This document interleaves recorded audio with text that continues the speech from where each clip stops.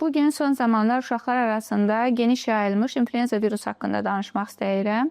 İnfluenza virusunun A və B tipləri vardır. Bu viruslar öz aralarında oxşar əlamətlərlə uşaqlarda xəstəlik törətsə də, bəzi fərqli cəhətləri də var.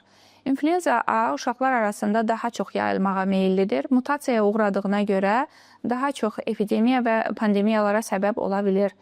İnfluenza A virusundan sonra uşaqlarda ağırlaşma hallarına daha tez-tez rast gəlirik. Belə ki, pnevmoniyalar, otitlər, sinusitlər, bronkitlər və bakterial infeksiyalarda rastımıza çıxır. İnfluenza B virusu uşaqlarda xəstəlik törətsə də, genetik dəyişkənliyə az məruz qaldığına görə epidemiya və pandemiyalara səbəb olmur. Əlbəttə, bu xəstəlikdən sonra da müəyyən ağırlaşmalara rast gələ bilərik. Zamanında diaqnoz qoymaq üçün klinikamızda bu virusları ayırd etmək üçün ekspres test mövcuddur. Və buna görə də düzgün diaqnoz qoyulub, anında müalicə başlayıb və uşaqlarımız ağırlaşmasız sağalır. Bu viruslardan qorunmaq üçün mövsümi vaksinlər mövcuddur və zamanında olunan vaksinlər nəticəsində qış aylarında xəstələnmələrin sayını azalda bilərik.